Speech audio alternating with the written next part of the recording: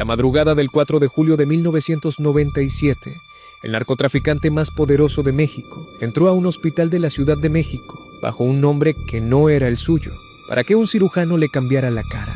8 horas después, salió de ese quirófano sin vida. O eso fue lo que le dijeron al mundo, porque hasta hoy nadie puede probar del todo que ese hombre en el ataúd fuera realmente él. Esta es la historia de Amado Carrillo Fuentes, el Señor de los Cielos.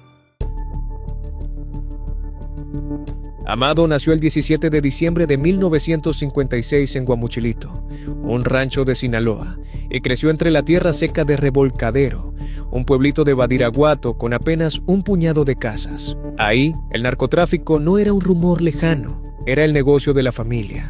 Su tío era Ernesto Fonseca, Don Neto, uno de los fundadores del cártel de Guadalajara, y fue él quien decidió que su sobrino aprendería el oficio desde abajo. Lo mandaron a Ojinaga, en la frontera con Texas, a las órdenes de 2 hombres que en ese momento eran leyenda: Pablo Acosta, conocido como el Zorro de Ojinaga, y Rafael Aguilar Guajardo, un ex policía federal que se había pasado al otro lado del negocio. Amado no disparaba, no destacaba, no llamaba la atención, aprendía cómo cruzar la mercancía, cómo mover dinero, cómo hacerse invisible para las autoridades mientras construía una red.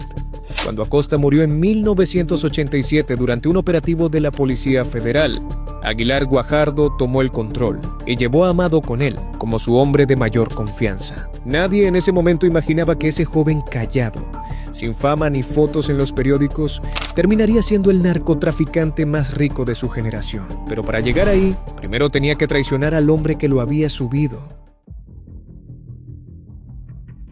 Para 1989, Amado y Aguilar Guajardo ya habían fundado su propia organización, separada del viejo cártel de Guadalajara, el Cártel de Juárez. Funcionó durante años, hasta que dejó de funcionar. Aguilar Guajardo quería seguir manejando el negocio con el mismo estilo cerrado y tacaño de siempre, mientras que Amado veía una oportunidad enorme: dejar entrar a nuevos socios políticos y multiplicar el poder de la organización. La diferencia se volvió irreconciliable, y el 12 de abril de 1993, mientras Aguilar Guajardo pasaba unas vacaciones de Semana Santa en Cancún con 15 miembros de su familia, un grupo armado abrió fuego contra él a la salida de un restaurante turístico.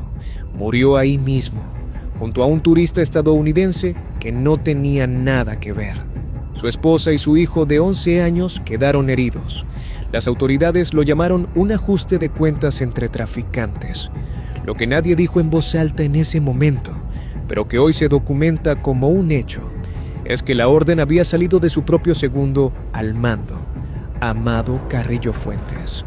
Con Aguilar Guajardo muerto, Amado se quedó con todo el cártel de Juárez, y apenas estaba empezando. Amado entendió algo que ningún otro capo de su época había entendido del todo: la droga no vale nada si no llega. Así que en lugar de depender de camiones y túneles, invirtió en lo que nadie más tenía: una flota propia de aviones, incluyendo varios Boeing 727, capaces de mover toneladas de cocaína directamente desde Colombia hasta pistas clandestinas en el norte de México.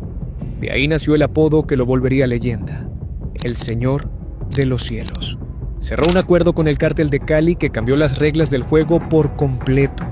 En lugar de cobrar en dinero por transportar la droga, Amado empezó a cobrar en cocaína misma, lo que le permitió dejar de ser solo un transportista y convertirse en dueño de su propio producto, con su propia red de distribución en Estados Unidos.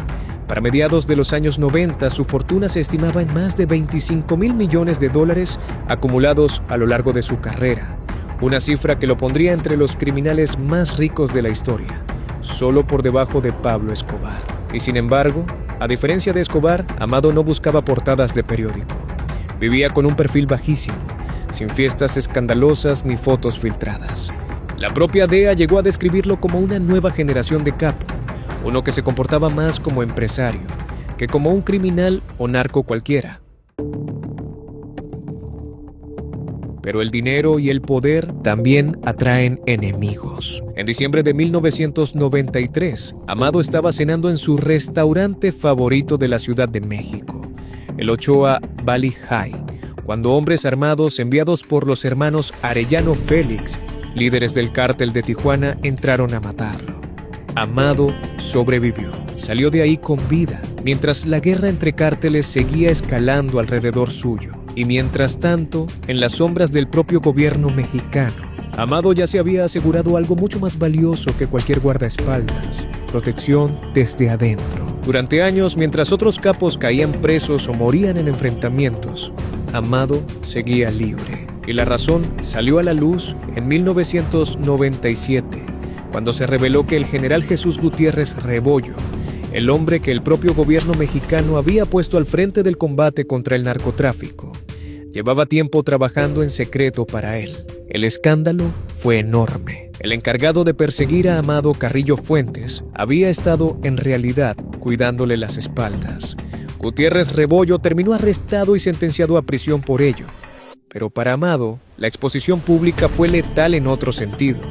De la noche a la mañana, dejó de ser un capo discreto y desconocido, y se convirtió en el hombre más buscado de México, con más de 20 investigaciones abiertas en su contra entre ambos lados de la frontera.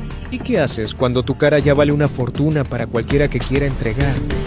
Amado tomó una decisión que ningún otro capo de su tamaño se había atrevido a tomar antes que él.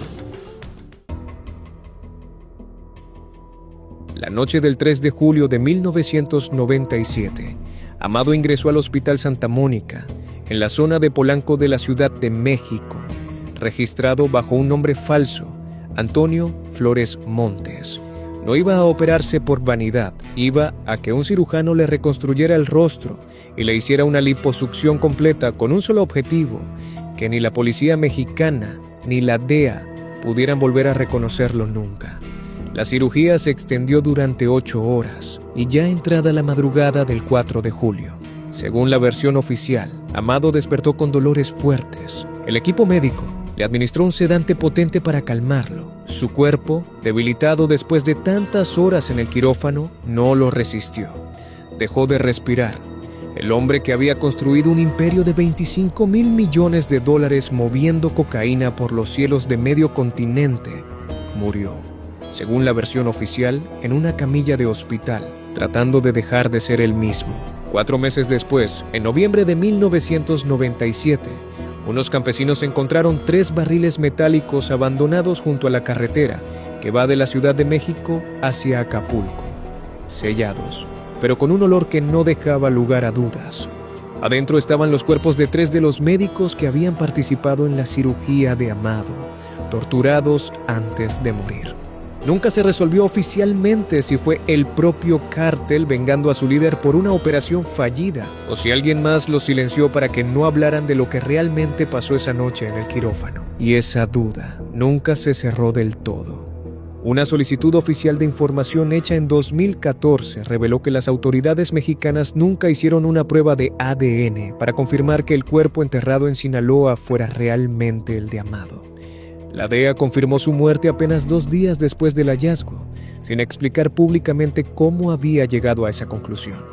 Y en 2025, un hombre que dice haber sido amigo cercano de Amado desde la infancia y que asegura haber estado presente en el velorio, afirmó algo que reabrió toda la leyenda. Según él, al cadáver le faltaba el mechón de cabello blanco que Amado tenía desde joven, le faltaba una cicatriz muy particular en la mano, y lo más extraño de todo, conservaba intacto el bigote, algo casi imposible si de verdad le habían reconstruido el rostro por completo esa noche.